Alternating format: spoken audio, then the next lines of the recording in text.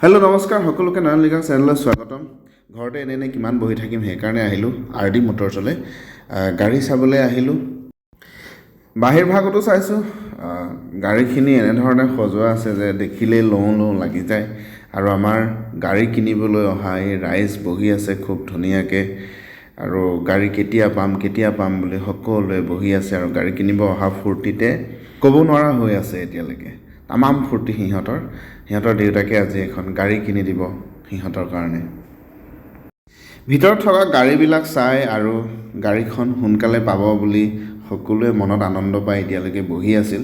কিন্তু সময় পাৰ হৈ যোৱাৰ লগে লগে গাড়ী নোলায়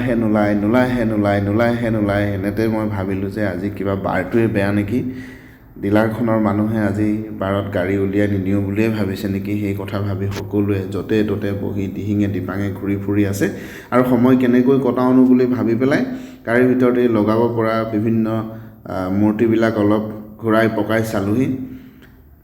আৰু আজি আমাৰ দাদাহঁতে কিনিবলগীয়া গাড়ীখন এইখনেই আৰু বেলুন চেলুন লগাই নকইনাৰ দৰে ধুনীয়াকৈ সজাই থৈ দিছে। ইক'ভেন 5 ছিটাৰ হয়। আৰু ইয়াৰ ওচৰতে থকা বাকী গাড়ীবিলাক দেখিলে মোৰো কিনো নিচিনা লাগিয়ে যায়, কিন্তু কি হ'ব উপায় নাই। এই ৰঙাখন বিশেষকৈ মোৰ বেছিকৈ পচন্দ হৈছিলে। পকেটত টকা কেইটামান কমকৈ থকাৰ কাৰণে মই আজি কিনিব নোৱাৰিলোঁ বাৰু, পাছত কিনিম। ইতিমধ্যে আমাৰ গাড়ীৰ কাগজ পত্ৰৰ কাম হৈ আছে ইয়াতে আৰু মানুহবোৰৰ মুখত এতিয়া অলপকৈ হাঁহি বিৰিঙিছে। লগতে এই ডিলাৰৰ ভাইটি দুজনে সকলোখিনি কাম ঠিক ঠাক কৰি ক'ত কি অফাৰ আছে কি নাই সকলোখিনি কথা বুজাই দি আছে আৰু আমি সকলোৱে বহি আছোঁ। আগৰে পৰা আমন জীৱনকৈ বহি থকা সকলোৰে মুখত এতিয়াহে খুব উজ্জ্বল হাঁহি বিৰিঙিছে, কাৰণ গাড়ীখন আজি ওলাব আৰু সকলোৱে গাড়ীখন ৰেডি কৰি থৈ দিছে। আৰু গাড়ীখনত লগোৱা বেলুনবিলাক আমাৰ পোৱালীকেইটাই কেনেদৰে খেলিছে চাওকচোন। গোটেই ডিলাৰখনতে পিটপিটাই ফুৰা এইসোপাও কম কচুগুটি নহয় দেই। আৰু ডিলাৰখনৰ মানুহবিলাকে ভাবিছে চাগে গোটেই পৰিয়ালটো লৈ আহিছে গাড়ী এখনহে কিনিব বুলি। এইখিনিতে সময় হ'ল গাড়ীখন উলিয়াই দিয়াৰ আৰু গাড়ীখনৰ সকলো কাগজ পত্ৰ দাদাৰ হাতত চমজাই দি আৰু দাদাক গামোচা পিন্ধাবলৈ ডিলাৰৰ ভাইটিটো ৰেডি হৈছে। আৰু গামোচা পিন্ধাই থকাৰ সময়তে আমাৰ পোৱালীকেইটা উঠিলেই সিহঁতে গাড়ীত উঠি মেলি চব ৰেডি হৈ গ'ল আৰু দাদাই হাঁহি মুখেৰে গাড়ীৰ কাগজ পত্ৰবিলাক হাত পাতি লৈছে আৰু গামোচাখন পিন্ধি খুব ধুনীয়া এটা প'জ দিছে ফটোৰ কাৰণে।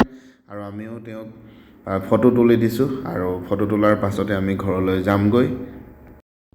সিহঁতকেইটা ক'ত গ'ল দেখিছেনে? ক'ত বহি আছে। এজনটো ড্ৰাইভাৰ ছিটতে বহি ল'লে। গাড়ীখনৰ ভিতৰত এতিয়া সিহঁতৰ ৰাজত্ব আৰু সিহঁতৰ বাহিৰে কোনেও গাড়ীখনত সোমাব নোৱাৰে। ইতিমধ্যে গাড়ীখন এই ডিলাৰৰ পৰা ভিতৰৰ পৰা বাহিৰলৈ উলিয়াই দিছে।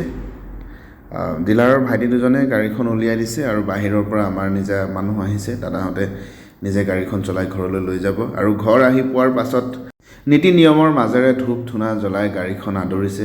যিহেতু পৰিয়ালটিলৈ নতুন এটি সম্পদৰ আগমন ঘটিছে, গতিকে ইষ্টদেৱতা আৰু উপৰি পুৰুষ সকলোৰে নাম উচ্চাৰণ কৰি নিজা নীতি নিয়মেৰে গাড়ীখন নোৱাই ধুৱাই পেলাই নিজৰ কৰি লৈছে সম্পূৰ্ণ।